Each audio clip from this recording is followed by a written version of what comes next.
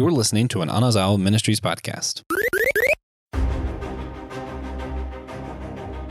Hey, everybody. Welcome to another episode of Systematic Geekology. Welcome, Systematic Geekologist. Welcome to another episode of What's New. And I personally feel like what's new is like an ever-changing, accelerating, faster and faster being that I can't keep up with. But I'm glad that I have systematic geekologists like you all and the host that will be with me this evening to help me process all those things that I'm geeking out on, to process and think through the philosophical, theological dimensions of these shows that I love so much. But also, you know, if I'm don't like it as much or I'm disappointed in it, they can provide some pastoral care to let me know that everything's going to be okay, that everything in the world is all right when it comes to fandom, because there'll be more stuff and they're just stories, and to have fun with it and to lower your expectations. And so that is what we're going to do this evening. This episode, we're going to share what's new in our lives and what we're geeking out on, but we're going to mainly focus in on the whole season of Ahsoka and that finale, and then Loki season 2, episode 1 debuted, and we're going to talk about that first episode and where it's going and where it's headed and what's that all about. You know, again, another multiverse story, timelines, pruning, time slipping, all that kind of stuff, which I'm pretty excited about.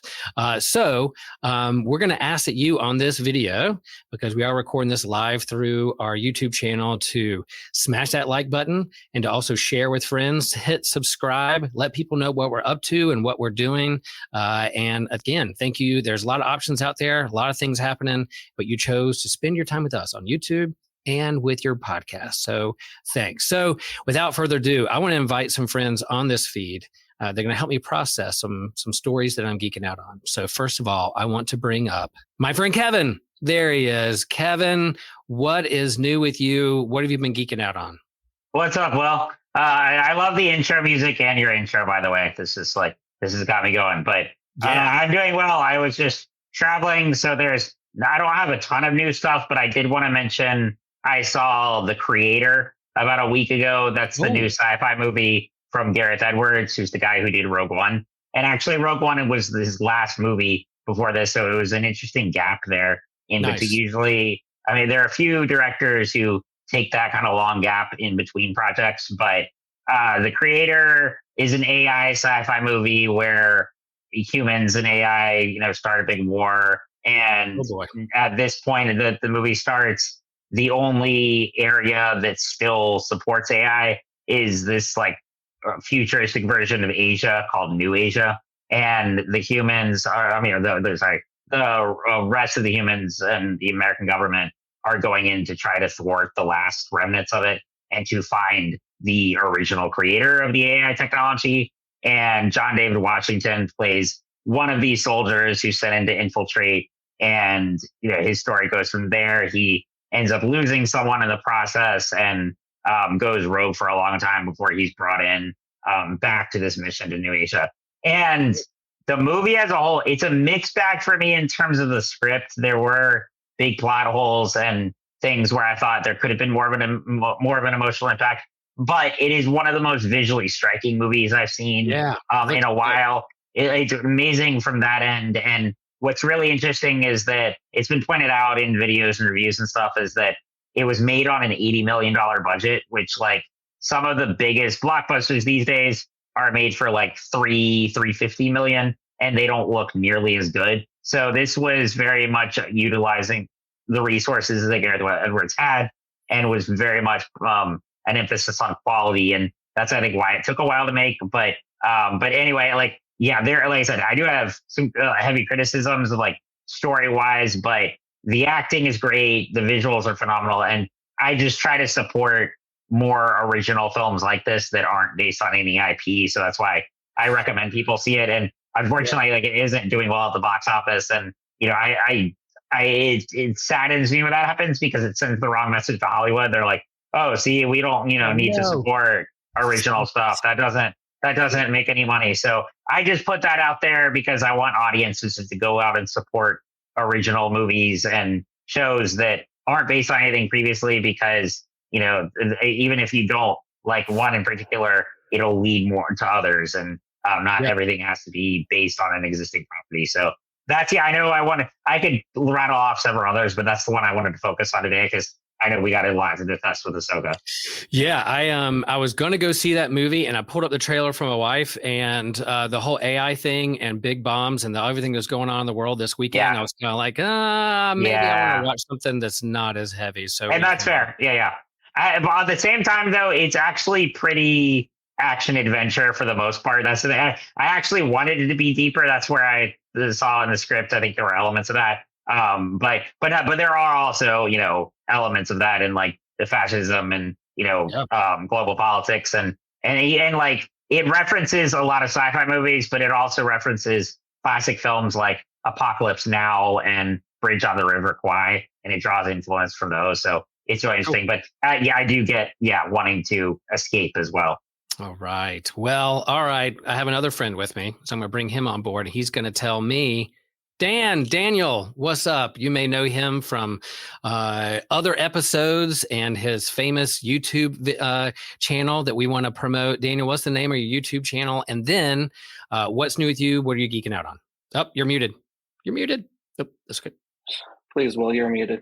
It's called Recaps with Dan. And yes, my Mandalorian season 2 video has 100 views. So highly recommend. It's so good. Recaps with Dan. Good luck finding it. Yeah. But can I just say I also saw The Creator this weekend. Mm-hmm. Okay. And I liked it a lot. Yeah. I didn't quite love it a lot, but I liked it a lot. Yeah. And I think I was going in expecting a conversation about AI and the ethics of AI and that kind of thing. It's not actually about AI at all. It's more about the other and prejudice was kind of my takeaway. So didn't love it, enjoyed it quite a bit.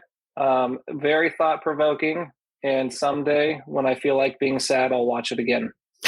That's what it is.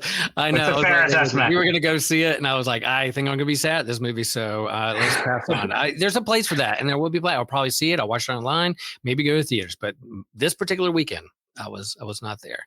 Any other things you're geeking out on, Dan, or that I do the lightning round? I do have one other that I'm enjoying quite a bit. Gen V, I think. Okay. It's a spinoff of The Boys. Okay. Would not recommend it for most people, especially if you're a Christian. But it is it's a spinoff of The Boys, but it revolves around a superhero college, and all the characters are attending the college. They all have superpowers, but it really goes pretty deep into different struggles and body image and dieting and self-harm. Like it's pretty dark. I would not recommend it for most people, but I can imagine the boys in college and the shenanigans that happen there. Boy, I bet. It has me hooked. It's just very dark. So I'm sorry, Amazon Prime, but I cannot recommend this show. But it's really good. Nice. I love that. Great. All right. I'm going to bring another friend on. Friend of mine, James. There you are. Hey, bud. How you doing? Whoa, D-Mass. Got the large here. What's new? What are you geeking out on? All right. So just a few things going on in your life these days. I know. I'm getting married soon, so I'm geeking out on like wedding liturgy and all things wedding are happening in my life right now. What's that date again? I need to know if I need to be there or not. November 11th, and you do need to be there. That's right. Reverend William Rose III. Okay. So I'm gonna kick it from heavy stuff to super light stuff because what I've been geeking out on recently is Pokemon. All right, so I'm a huge Pokemon collector. Whoa, the air horn for Pikachu. Yeah. So Pokemon recently did a collab with the Vincent van Gogh Museum in the Netherlands for their 50th anniversary, and they have a whole line of merchandise which is all sold out. I could sell this Pikachu plushie for probably like $2 million if I wanted to. Sweet. You're doing a sweet honeymoon with that money. There was a special promo card, which mine remained sealed, that I was able to get my hands on from the collection. And I mean, just Google like Pokemon, like Van Gogh Museum, like release day, and like it was insane. I mean, like people beat down the walls of this museum, like scalpers did, to like get these cards. So I got really lucky. So I've been nerding out on all things Pokemon recently. The DLC for Scarlet and Violet called the Teal Mask just came out a few weeks ago. So an expansion of that game. Bunch of new Pokemon added back into the game, a couple totally new ones. So I've been shiny hunting and working my way through the land of Kitakami, collecting new mons. Bam. There you go. Yeah, I'm. What's new with me is that it's been a busy fall. A lot of cool things coming up. I'm really geeking out on. I did find it's not necessarily new, but I discovered Foundation on Apple Plus, which is Isaac Asimov story that's translated into TV. Is 2 seasons. We're kind of halfway through that. We were going to go see the creator, and then I said, "Oh, I heard about this other sci-fi. This maybe not as going to make me as sad or thinking about things going on in the Middle East right now." So I'm going to pull up Foundation. And so far, we're halfway through the first season, and I love it. Good sci-fi storytelling, good cinematography, classic sci-fi stuff that the godfather of sci-fi himself put this together back in the 1940s. So yeah, it holds up. And I'm going to Theology Beer Camp next week. Going to see some fellow hosts of Systematic Geekology. Trip has laid out for us an entire stage devoted to geek stuff. There's main stage and then there's geek stage, and they may compete a little bit on a few keynoters, but we have some amazing keynote talks, and then we get to process with them what they shared about our fandoms and pop culture and how that affects our theology, philosophy, and how we process life, the big questions we all wrestle with. And we hope to record all those things and put them out as episodes and share with you at some point in the near future. So keep a look out for that. There is your ad. So there is the lightning round and Star Wars stuff. So yeah, what's new? A lot of things to choose from, a lot of fandoms, a lot of shows, a lot of comics, a lot of stuff. But what rises to the top? What's at the top of that hill? Ahsoka. The other was coming up fast, Loki season 2. So that is what we're going to talk about. Really excited about my friends here, and they can help me with this because there's an inner turmoil. I'm a lifelong Star Wars fan. There is definitely a struggle of light and dark when it comes to me sitting down and processing and watching Star Wars stuff. So you guys can help me. Maybe we're in the world between worlds and you can pull me aside and show me a flashback of when I was 15 and fought. No, I didn't fight at all when I was 15. I was just a punk surfer kid. But anyway, all right. So I did a poll on Facebook on our Priest to the Geeks. If you're not on Facebook or not on that Priest to the Geeks page, a group, come be a part of it. I did a poll and I asked some questions. What were our thoughts on this show? And so here are the results. We had like 31 votes, which isn't bad for a group of people. 25% who answered this poll said best Star Wars ever. All right, not too bad. And then 22% said they like it, but they like Mando better. Okay. 20% gives it 10 out of 10 lightsabers. As a fan of lightsabers, if you give me a show that has lots of lightsaber duels, I'm pretty much going to love it. So that I voted that one. I definitely checked that box. And then I did a couple other things like suppose you're Ahsoka folding your arms and you're not impressed. Or you're Ahsoka folding your arms and you're still processing it. Or you're Ahsoka have your arms folded and you're looking at your friend, you don't know what to say. Or you're Ahsoka with your arms folded. Oh, wait, I could go on and on forever. But that was the result. So I think most of the fandom around Star Wars, and I feel like I have the pulse on the fandom of Star Wars, most will say this is really good Star Wars storytelling. This was a good series. It's not without its problems or nitpicks when it comes to characters and story arcs and dialogue and pacing, but as a whole, I think people really liked it and they wanted more. And they want more. And that's the sign of a good show. Then it ends, you're like, man, I wish there was more there. Can't wait to see what happens next. And for me, if you're doing that with a TV show or a fandom, then really you're doing a job well done. So let's go around the horn. And, guys, again, we could spend till 9:00 tonight talking about this, but what is your initial kind of like minute and a half hot take on this show and your feelings after it was done? And then we'll get into some nuance of the characters and story plots and where it's going to go. So, all right, here we go.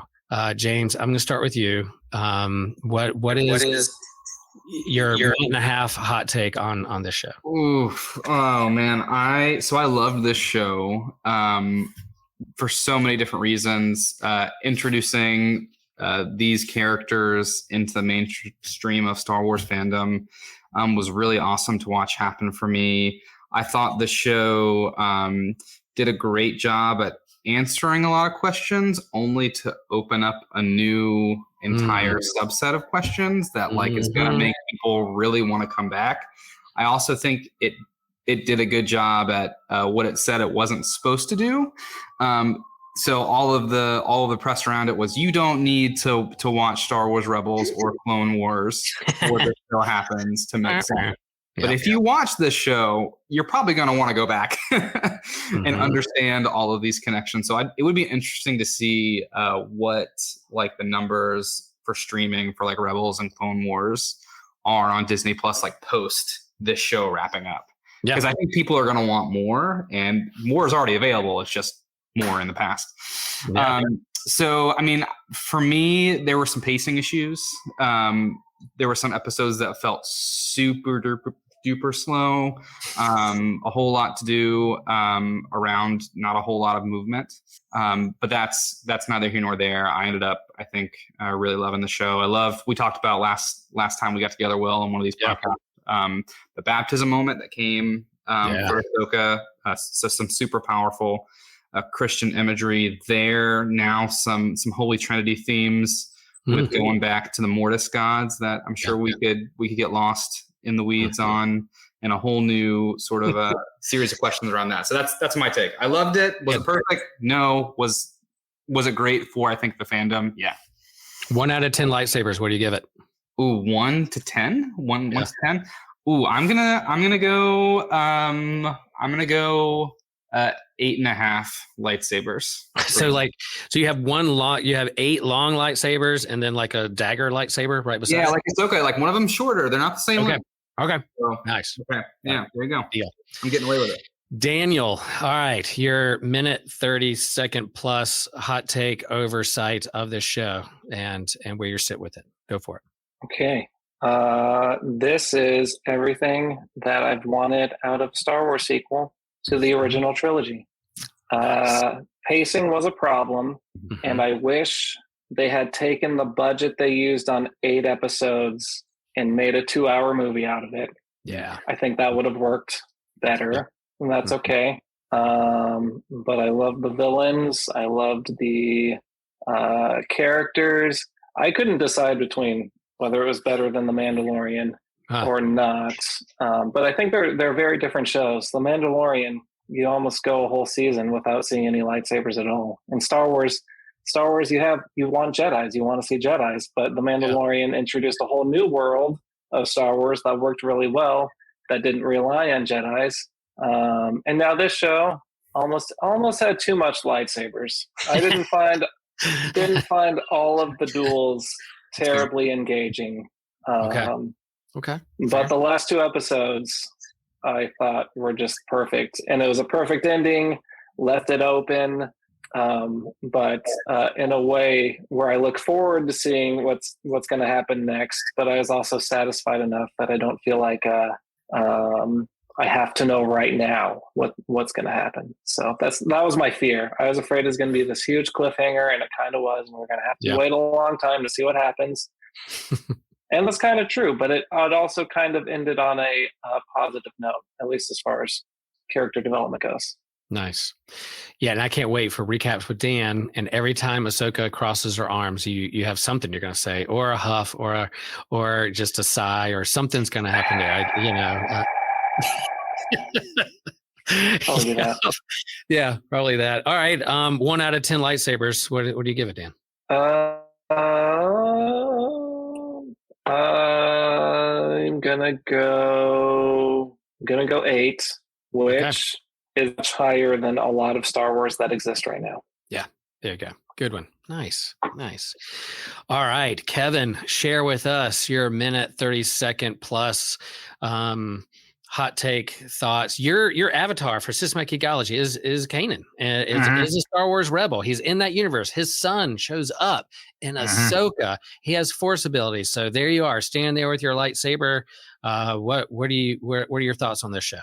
Yeah, I mean, going in, I mean, like, Kanan is my avatar. I have an Ahsoka keychain on my wheelchair. Met Ashley Eckstein, so very much invested in particularly like this era. And I would say easily the highlight of the show was the episode in the World Between Worlds with. And if I mean, Dana, you were talking about budget wise, like, yeah, if they had the budget for that episode across the border, oh my gosh, that would, because like that was definitely the height. But yeah, like both of you, I did really enjoy it. There are certainly flaws, and that like the pacing and everything, and it's more in the finale. It does, like, it leaves it on a big cliffhanger, and there's some interesting stuff that happens. But the only thing I thought was missing there was more of the dramatic weight that could have been there. It's like, they kept saying, like, because I'm thinking, Will, you brought up the idea of people who haven't watched Clone Wars or Rebels and are watching this. I'm trying to put myself in the perspective of viewers like that, because from their end, they hear, oh, Thrawn is such a big threat. Oh, this is horrible. But I don't know if that's as conveyed as well as it could be here, because it's like Lars Mikkelsen is great. All the actors are fantastic. And, you get like tidbits, but it felt like it should have been a more heavy impact when Thrawn does make it out of Peridia and back to the main galaxy. And instead, like, Ahsoka at the end is like, no, we're right. We're supposed to be. I'm like, I'm like, I don't know. For like, I take that two ways. For me, on one hand, it's like, no, you should be more terrified. But on another, she's clearly a more ethereal being at this point and is sort of like a white wizard. And maybe she has more insight than we do. And with a lot of the imagery in that last episode, it's kind of setting it up like she could be a Mortis god. And that would be pretty awesome. And so, like, because I mean, you were expecting going into the finale that they were all going to escape Peridia and then the war was going to happen and all that. But now Ahsoka and Sabine are stuck here for at least a prolonged amount of time. And I'm interested in seeing where that will go. But I know that's a little rambling there. But overall, no, I really did enjoy it. There's certainly flaws. And I keep going back whether I wanted this to be longer or, Danny, you brought up like a movie, because I definitely think looking at some of those shows, Obi-Wan would have worked way better as a movie than as it, because there was pacing there that was just like kind of, I mean, I enjoyed Obi-Wan more than a lot, but I think there was a lot of just like filler scenes there. Here, I think, with Filoni's storytelling, he does better with longer arcs, and I realize they have a more limited budget here than they do with an animated series. But nonetheless, I think this could have benefited from a couple more episodes, especially because like we said, it ended up raising more questions than it answered. And the big things like Baylan Skull, I think, was a huge highlight of the season. And we have inklings of what his motivations are and what he wants to do, but it's still, that leaves it totally open. And so I really am curious, is like, from here, are they going to make an Ahsoka season 2, or are they going to just go into Filoni's movie that was announced a little while ago at Star Wars Celebration? So that I'm all very curious about.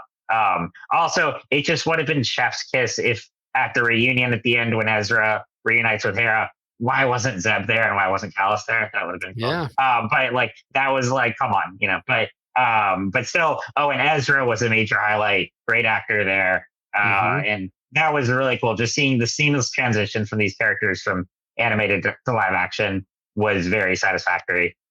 So overall, I give it, 8 out of 10 lightsabers. So very strong. Could have been improved still, but overall, Daniel, like you said, it's like, this is like the sequel, like this whole era, and the infamy. This is the sequel, like I think all of us wanted, and there are a lot of things about the sequel trilogy I really like. It's just, I don't, that's a whole nother topic. But here it really satisfies long-term fans. And I don't really know how you watch this from start to finish without having watched any of Clone Wars or Rebels, but that's interesting. Yeah. I'm sure there were people.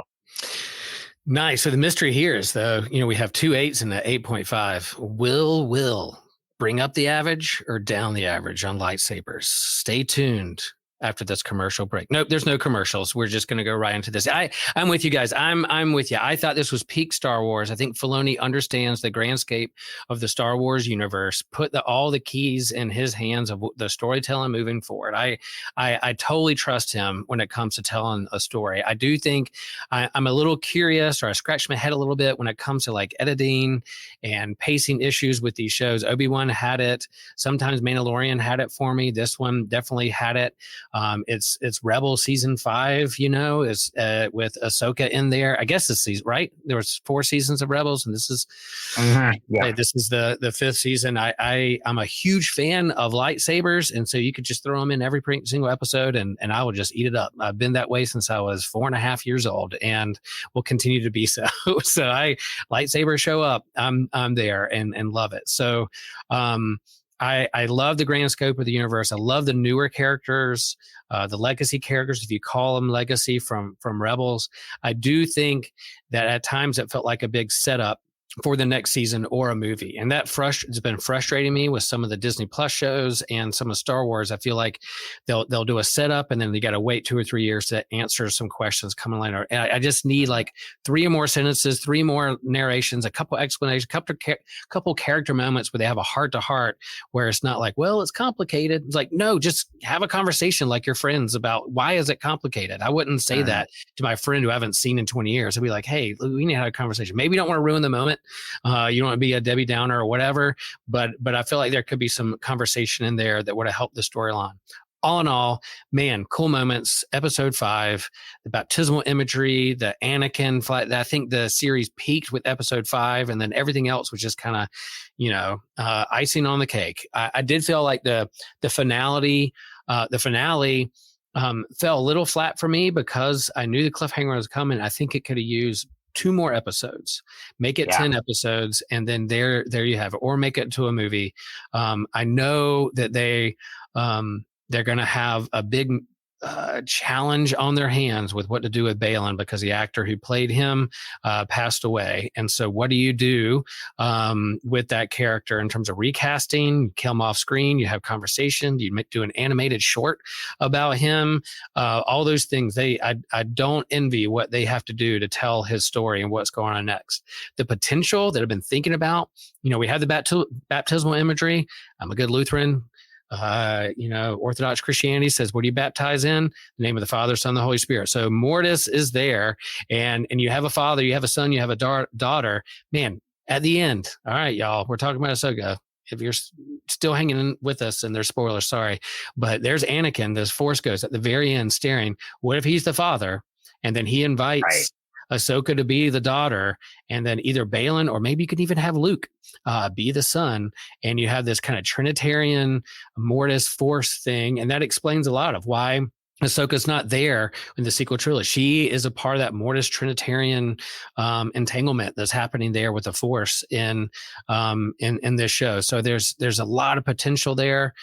Balin Skull and his I know I'm going way longer than a minute and a half hot take, but we can build off this. The Balin as this kind of gray, not Jedi, not Sith, but a Boken Jedi is what they're calling it, kind of in some circles, which it's interesting to me. I want to go more into that. We're in this kind of the zeitgeist of the day is deconstruction, reconstruction, spiritual but not religious, the problems, and rightfully so, about the system of organized religion. What does that mean for Jedi as well? All that's there in the show, has potential, but I feel like a lot of that stuff we had to fill in the gaps. So I'm going to give this show, because of the many lightsabers that it had going on, I'm giving it an 8.25. So I have 8 full-size lightsabers, and then I have that little carving knife on the Family Guy parody lightsaber where he cuts the turkey with the small lightsaber. So that's what I'm giving it. I think if you fill in the gaps a little bit more, it would go up to a 9 and 10, because I think the show had some really cool moments. I just wished it flowed a little tighter. for me. All right, fellas. So with this show, what are some hanging themes out there? We'll chime in. Got a few extra minutes. Some themes out there that really impressed you, that you were really excited about, geeked out on, or wish they filled in a little bit more. Daniel, what about you? What is about the show that's going to stand out at the end of the day? What's going to be memorable for you, or disappointing? Oh, sure. Well, I think the relationship between Ahsoka and Sabine throughout the show, I found interesting. Lots of tension at the beginning, kind of fought a lot. And then Ahsoka goes through her moment. They're reunited, and just the kind of grace and compassion she shows Sabine there once they're reunited, which I think is what helped Sabine kind of unlock her connection to the, because you watch her. I don't know. This is being a little bit nitpicky. Oh, there's another one. Hey, what's up? Hey. Yes, family happens, y'all. When we're doing podcasts and live, family happens. I know. Star Wars is family. Star Wars is about family, and there we are. I swear they're waiting for me to hit record so that they can walk in and interrupt. I love it. But I think it was Ahsoka's kind of forgiveness and compassion that helped Sabine kind of unlock her connection to the Force, even though, and I'm surprised I haven't heard more people complain and call Sabine a Mary Sue, the way that she was all of a sudden able to help me out. What's his name? Shoot. Ezra. Well, Ezra, yeah. Thank you. Yep. Jump, make that huge jump. All of a sudden, she's like, "Boom, got it." But you know what? It's an emotional story. This is about the characters and their emotional journey, and that is how the storytellers chose to develop the characters, and I'm okay with that. But that was my favorite thing. I will say most of Star Wars focuses on the Padawan in the story. With kind of a mentor in the background. This show seemed to be primarily about the mentor. And I almost wonder if it would have worked better if it focused on Sabine more than the Ahsoka character. But honestly, it has its flaws, but I had so much fun. I don't even care about the flaws because I enjoyed it so much. That's a good posture. Good posture with this geekdom. Yeah, I'm with you. I think their relationship, at the beginning it was a little slow and they made you wonder, but I think there was a good payoff there at the end. And her growing in the Force and not being able to use it, and we have this droid who's like, you suck with the Force pretty much. But then eventually at the end it taps into it. And I think you're right, that family, that connection, the love and grace and compassion with that eventually led to that. I had a little problem with her being stabbed and then like surviving and 2 days later being up and going. I'm like, what's going on? Qui-Gon's over in the corner going, come on, y'all.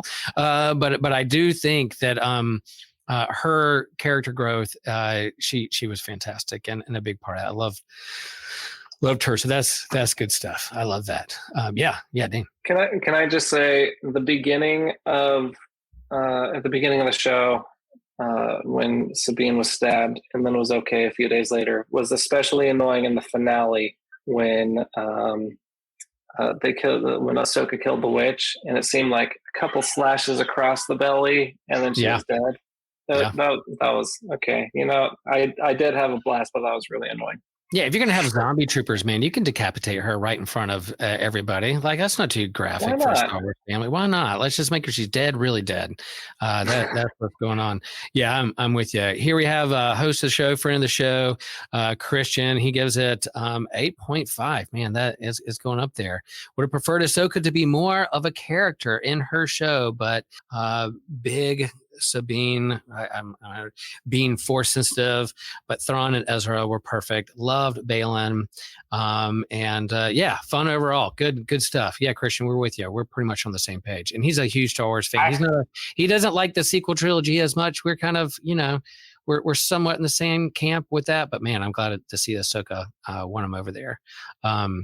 Cool. I want to come back on that comment on Christian's. Like, I agree that I actually don't think Sabine should have been Force sensitive, because it was just like, I like her as Ahsoka's apprentice and I really enjoyed that relationship, but it felt cheap just to have that moment that you were all expecting of like, she's being choked by a zombie stormtrooper, and then she discovers she's force sensitive after this whole time of accepting that she's not. Because it just, to me, that would have been so much more interesting to have a character who can still be, like, I guess, aligned with the Force and train under a Jedi, but doesn't have to be Force sensitive to wield a lightsaber and to contribute. Yeah. It was the same mistake that the sequel trilogy made with, I love that they initially had Rey as just a nobody and not connected to any legacy families, and then they immediately backtracked on that in Rise of Skywalker. That's what it kind of felt like here. It was just like, she became Force sensitive because the plot demanded it in the finale. So that just felt a little like, it wasn't an insult to her character. It just felt a little cheap that's how they did it. And I think it would have actually been cooler because she is such a resourceful character and so has so many other skills that, like, in that scene where she's being choked by the stormtrooper and she realizes she can't use the Force, then grabs a gun or something, and or Ezra helps her or whatever, I just felt like it was too just thrown in there at the end that, but we'll stick with you, Kevin. What was there a moment that grabbed you, or a certain theme that happened, or maybe there's something you wish to do a little bit more of? What say you? I mean, I really loved, episode 5 and I mean, everything about the world between worlds, because that was really, because before that, Ahsoka only learns in Rebels season 2 that Anakin became Vader. And we never really got to see her wrestle with that revelation, because then she was, technically dead for a little while, and then Ezra saves her from the world between worlds. But we never got to see her wrestle with that reality. And I really loved what that episode did. And I liked it because she saw, I think she had this fear that, oh no, she's going to turn into the same thing because her master ended up becoming the darkest Sith Lord in the galaxy. And then she realizes in that episode that despite Anakin's fall, he was still Anakin when she knew him, and she can still chart her own path and her own destiny. And so that's what and it connects so well to the Mortis saga and all of that. So that's why I really liked, I was most drawn to like her journey into Balin's, because Balin has a similar thing. Again, I wanted to see more of that. And I'll answer quickly, like this is totally just my opinion of what they could do with, because rest in peace, Ray Stevenson. I think he was phenomenal. And he's done some great roles. He's one of those actors who he was never a household name, but he's done some great roles in his career. And I was really sad when he passed, but I think it's one of those roles. I think, I mean, I don't, not that I can speak for him, but I feel like he would be okay with recasting, because it was an unfortunate, untimely death. And, they've built up this character a lot. And I just think it would be cheap just to kill him off, because he's one of the more really interesting characters of, he doesn't like the Jedi or the Sith, and he's trying to get to the origins of the Force itself. And I think that's too interesting a narrative. And I've seen on social media, people have suggested Liev Schreiber would be a great a recast there. And I think that would be great. So I don't think it would be insulting to his memory to recast, because I think he did a great job creating that character. And I think it's built up too well to where I would want it continued. Yeah, I think I was thinking about this today. Like, they've done so much with like the computer generated CGI with Leia and Luke and Han and oh man, I can't believe I'm forgetting. I'm a Star Wars fan. The original Admiral from the first movie that they did in Rogue One. Like, what's his face? Tarkin. Tarkin. Yeah, I kept wanting to say Thrawn, but it's Tarkin. The original Thrawn Tarkin. Like what they've done with like CGI in the face and de-aging, like they could, maybe his family, maybe Ray Stevenson's family be like, yeah, you can use his image and do some AI and do some CGI stuff with him, and he can come and be in this kind of other world Force, world between worlds, and have a conversation with his Padawan and talk about what he discovered, and a good 5-minute conversation of him sitting on a log explaining the Force would be all I need. That would be cool. So yeah, that's pretty cool. So we'll see what they do with that. And I do think again, this gray force, not force, or Star Wars, the original trilogy is so binary, dark and light, rebels against the Empire. And then they've tried to play around with maybe the true balance of the Force is a way to handle the dark and light side together at the same time. And I think Mortis does that. Dawn of the Jedi, that we just had a conversation with, does that. And then in that episode 5, you have Anakin, who's there flashing Sith eyes and doing like batting his eyelashes with the blue lightsaber in the next moment. And so maybe he can control both. He has a balance of dark and light within him, and he can teach Ahsoka to do that and a way to handle that. It doesn't have to be so binary. That there can be a balance within oneself and in the universe. And they may play around with that in Dawn of the Jedi as well, because they did that in the novel and they did it in the comics that we just had a conversation about. So I'm curious what that would look like. All right, James. I know we got to get Loki here in a minute. I could talk Ahsoka all day. What is it? What's a theme? What is something that stuck out for you that you can remember and hold on to? Yeah, the whole mystical side of the Force that hasn't been fully explored, particularly the magics of the Night Sisters. Just a different sort of path and way into tapping in or communing with the Force. That's what most intrigues me. Yeah. So the whole time, maybe not the whole time, the last 2 episodes, I was getting some very serious wonderings about whether the characters from the Star Wars Jedi Fallen Order and Survivor were going to intersect somehow, because Marin from that series is supposedly the last of the Night Sisters of Dathomir, and that final shot of Thrawn pulling up on Dathomir, that's the first place he goes. That was the first time I think we'd seen Dathomir live action, even just from a distance. And a bunch of fans on the internet took close-ups of the hieroglyphics on Peridia, and they match up with the Zepho hieroglyphics that they found on Dathomir and in some other places in the galaxy. So it has left me wondering what if any of an intersection it's going to be with that crew. They're currently like lost in a pocket galaxy right now. So they have some intergalactic sort of vibes going on as well. And so I just wonder about that mystical connection with the Force that Dathomir has, and about that set of characters, if there's going to be any intersection. The third game has sort of been confirmed by Cameron Monaghan, the main actor who does Cal Kestis. He said that they're in development.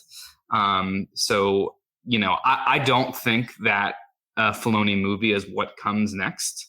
I think there needs to be some more setup that's done. And I'm just interested to see how all of these different projects, because I originally thought the games were sort of on their own wavelength, but with this series, I'm increasingly sort of wondering if they're going to get thrown in connected somehow. So that's my wondering.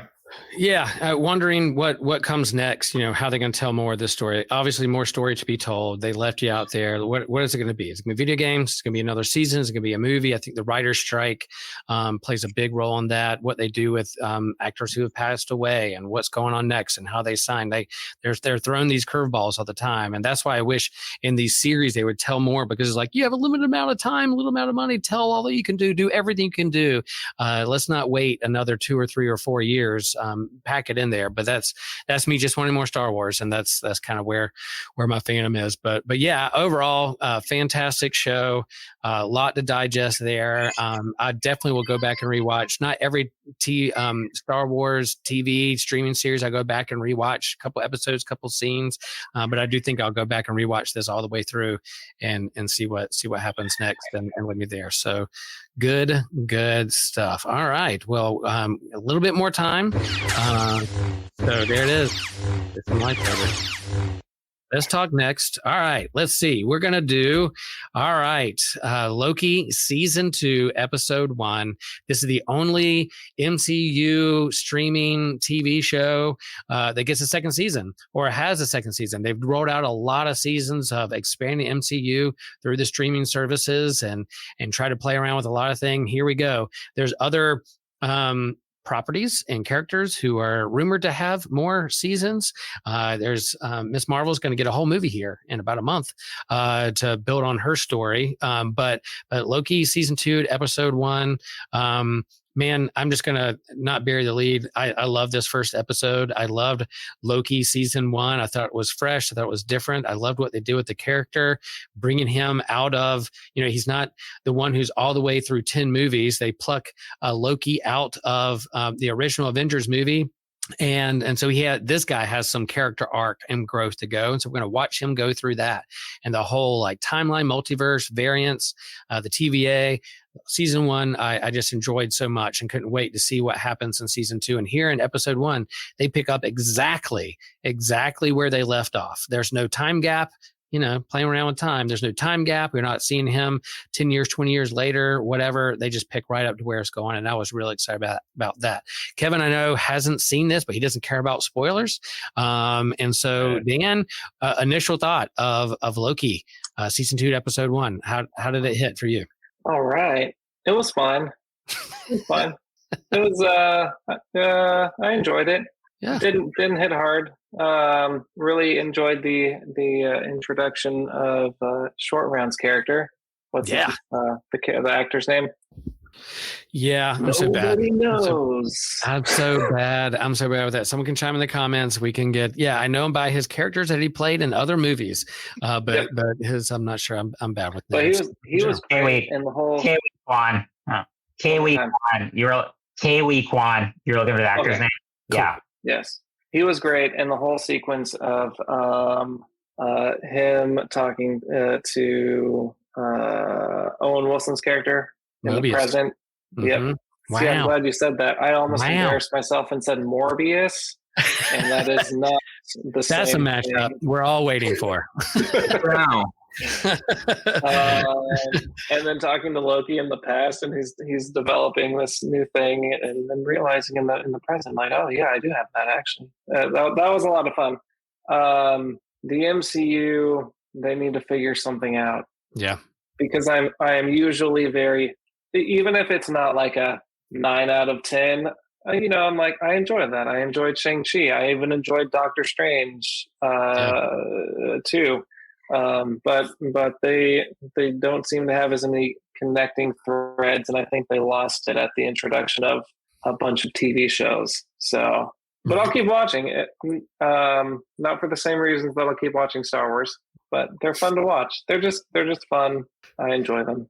Yeah, I'm with you. I think we're on the same page with that. I think there was such a buildup with 10 years of movies, and they're headed somewhere, and with Thanos, and they're all connected, just the same way I read the comics, and there's shared universe that are connected with each other when leading up to a big event. I feel like as of late, it was kind of what's next. They're throwing some curveballs again with COVID and what to do with these actors and what's happening next. I think they had some plans, and I also think when it came to Loki Season 1, it built He Who Remains. Kang was built for Ant-Man. That was what they're going to build on next, but I think there's some problems with that actor these days, and so not sure if he's canceled or not or what's going on. But yeah, Kang would be an awesome person to revolve around in terms of the big villain and what's happening next. I feel like what they've tried to express what the multiverse is or isn't when it comes to Strange and Spider-Man, and then with Loki, they're kind of all over the place. But this particular show, in and of itself, yeah, I had fun. It was a blast. I could watch that over and again just for the acting itself. So, James, you watched it. What was your first? Where did it hit you? So I was just going to say that there's not a ton I feel like we could even spoil from this episode. Like not a lot happened. Not a lot happened, but I loved it still. Like I loved this episode. I felt like it was a strong start, sort of what Christian said in the comments as well. The actors are great. It was a fun trying to watch Loki sort through himself getting displaced in time and pulled back and forth and having those conversations was great. was great character development more than anything else. Introducing Ouroboros is the character's name. Yep. He was a great character, and I'm excited to see. Obi, not Obi-Wan, but just Obi. Obi. Yeah, excuse me, Obi. Yeah, I'm excited to see what they do with that.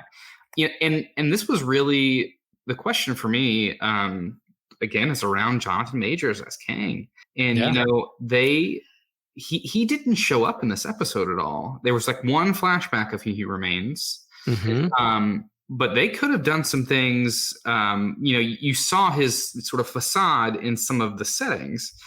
That would have been a great time to start making that change. I mean, I feel like that's CGI stuff that they could have begun to edit out, find a new actor. So I don't know what they're going to do with that, because he's just that character is so pivotal. I mean, the easy way out is, he has many variants. The variants don't all have to look identical, whatever. We can do that. That could be the easy way out, but it's going to be interesting to see what they do. I was hooked into season 2 with this episode. I'm excited to see where it goes, and how they can sort of start tying some of this stuff together. I mean, I just think the MCU got too ambitious in general. They tried to go in too many different directions too quickly, and as a result, didn't do any of it particularly well. Yeah, and like I think the best Phase 4 project for me personally was Shang-Chi. That was a great movie. That was a great origin story movie, and they've nailed that formula. And when they stick to that formula, it's great. But when they want to sort of begin to move beyond that into some sort of uncharted territory here, some of the stuff that works in the comics, they're just gonna have to do some different things to make it work live action. Yeah. Can I just say real quick, it's funny that the 2 shows we're watching, we're talking about recasting major characters for very different reasons. Yeah. Yes. Good clarification. Fair enough. Yeah. And there was a moment in the show where he drives and his car like scrapes the side of the statue. He starts to crumble, and I'm like, there's an image of like this particular person, this particular actor. This thing is crumbling. Are they going to try and do something new with this? But the end of season 1, there was a different variant of him back in time in like the 1920s or turn of the century or whatever. And he's going to show up this season. So they've definitely locked him down. He's going to act in this. They didn't recast him for that. So that's going to happen. But I loved, I think what I'm taking away from this initial, we're right back where we started, where last season ended. They're going to build upon what they've already told, and the same actors that I loved in season 1 are back for season 2. So let's tell some more story. And then I think what really struck with me is there's a point of like Mobius and Hunter B-15. They're having this conversation about like everything they knew is not right. And so they're like, we need to tell everybody. And Mobius, Owen Wilson is like, what do you do when you tell everybody everything they're doing is wrong and their gods are dead? What do you think is going to happen? And so that is a question, that our society is asking too, whether you're constructing, deconstructing, reconstructing, this whole like this questioning, what am I doing? Is it right? Is it wrong? And what happens when my gods die? And where do I go next? So these big existential questions are there. And then I find it super ironic that Loki, the god of mischief and lies, is the only one who's telling the truth and trying to reveal the truth to all his friends in this particular show. So that character element of the god of mischief and lies, really trying his darndest to express truth to his friends and see what happens next in this timeline branching. So for me, that is super interesting. It's the hook that's going to keep me coming back to the show. And man, when it's all said and done, it's only 6 episodes. And so when it's said and done, we'll flip back around what's new, and we'll have the same conversation about how the finale went and what's next. And there is an end credit scene. Ahsoka had no end credit scenes, y'all. But Loki has a mid credit scene that was pretty rad about 1982 McDonald's and I can't believe I'm Brockton, Oklahoma, right? No, Brocksville. What was the town? Oh man, Ryan Doze is going to kill me. But it's a town that has big kind of Thor legendary comic book lore because Asgard came down to this particular town in Oklahoma for a while and settled on Earth on Midgard. And so the fact that she landed there in this town in Oklahoma, all the comic book geeks were like, yeah, I know that. That whole meme of pointing to the screen, and going, I know that one is all the comic book nerds were doing that. So, yep. Roxton, there you go. There he is. Christian coming through in the comments. All right, y'all, we have to wrap this one up. I thank my friends here. Thank you for helping me process these things I love and going deeper in the midst of all this. We invite our listeners and fans and those who, maybe they just listen because they're doing dishes and they need something to listen to. Chime in on the comments, share with your friends, smash that like button. Also, connect with us. We have a Patreon. All the social medias, come connect with us. We love to hang with you.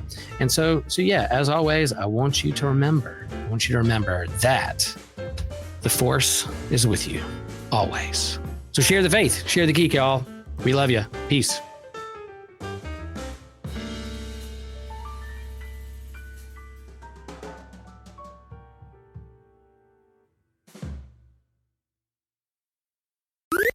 This was an Anazao Ministries podcast. If you enjoyed this show and would like to learn more about our network, be sure to check out the Anazao Ministries Podcast Network.